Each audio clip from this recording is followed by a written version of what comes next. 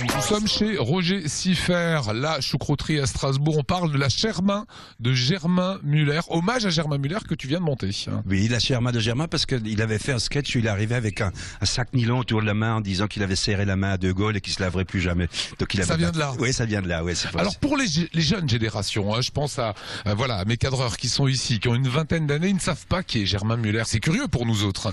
Qu'est-ce que tu as envie de leur dire? J'ai envie de leur dire que l'Alsace a un auteur absolument extraordinaire, mais vraiment, et là on le voit dans le spectacle parce qu'il y a beaucoup de citations, il y a des extraits de films, il y a des sketchs qui sont joués, un auteur absolument exceptionnel, un metteur en scène hors pair, et une aventure qui a duré 40 ans et qui faisait 80 000 spectateurs par an. Je veux dire, c'est les Alsaciens allaient faire leur Pâques chez Germain, et je pense qu'un jour on redécouvrira, comme on l'a fait pour Karl Valentin il y a quelques années, il y a une trentaine d'années avec le TNS. Alors un jour en France on redécouvrira cet auteur absolument extraordinaire, prolixe et puis génial. Les sketchs sont absolument géniaux. Alors Bisotto fait un gros travail sur cette pièce de théâtre. Bisotto a fait beaucoup de recherches parce que lui connaissait pas Germain et je voulais un auteur qui connaisse pas Germain. Heinrich, qui a travaillé avec lui, avait monté N'en parlons plus dans la version française de la choucrouterie. Lui, il sait tout sur Germain, la taille des chaussures, les marques des chaussettes, etc.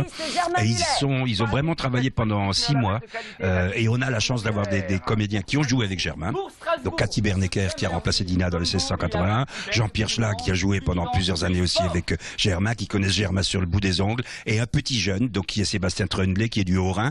Je cherchais un pianiste qui puisse chanter, qui soit bilingue. On l'a trouvé, il était dans la revue l'an dernier, et c'est son premier rôle, mais c'est une bombe, c'est assez extraordinaire. Alors qu'est-ce que ça raconte la Sherma? C'est la vie de Germain Muller? C'est la vie de Germain Muller, mais en fiction, c'est-à-dire c'est une histoire tout à fait parallèle d'un type qui hérite d'un appartement où il trouve un piano, des disques, un parapluie rouge bizarre, et des gens tout à fait bizarres, un concierge un peu alcoolo qui est joué par Schlag, et il se met à chercher, à fouiller, et il retrouve des chansons, il retrouve des sketchs. L'âme du Barabli. L'âme du Barabli, avec une dame qui veut monter un musée, qui est donc jouée par Cathy Bernecker, et en fait, plutôt que de monter un musée, ils font une véritable révolution, mais je dirais pas la chute. Alors ça continue évidemment demain mercredi et toute la semaine.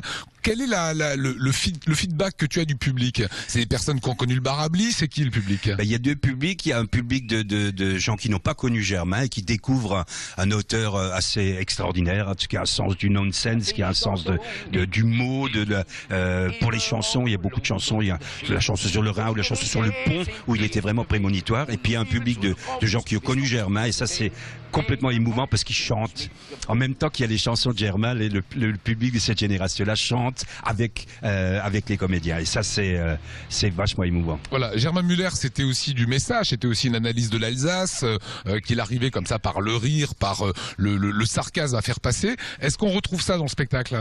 On retrouve évidemment le côté provoque de Germain, le côté visionnaire de Germain, parce que Germain allait régulièrement aux États-Unis voir les comédies musicales. Germain a fait un sketch il y a plus de 30 ans sur les ordinateurs où un couple n'avait plus de relation parce que le type était pour tout le temps sur son écran. Il y a 30 ans, moi je savais même pas ce que c'était qu'un ordinateur. Ça c'était Germain, il a fait des sketchs prémonitoires sur la pollution. C'était vraiment un visionnaire, en plus d'être un mec. Je veux dire, quand il arrivait en scène et qu'il ouvrait les yeux, le public riait. Je comprends pas comment il faisait. C'est vraiment, pour moi, un des grands comiques et un des grands comédiens de l'Hexagone, pas seulement de l'Alsace, évidemment. Il y avait déjà eu des hommages à Germain Muller? Je ne crois pas qu'il y ait eu vraiment d'hommages. À ma connaissance, non. Non, je crois pas. En plus, même moi, j'ai aucune notion des dates. Je sais pas la date de naissance de mes enfants. Donc, ça fait des années que je vais faire ce spectacle, que je cherchais qui pouvait le faire. Bisotto a été vraiment l'homme, the right man on the right place.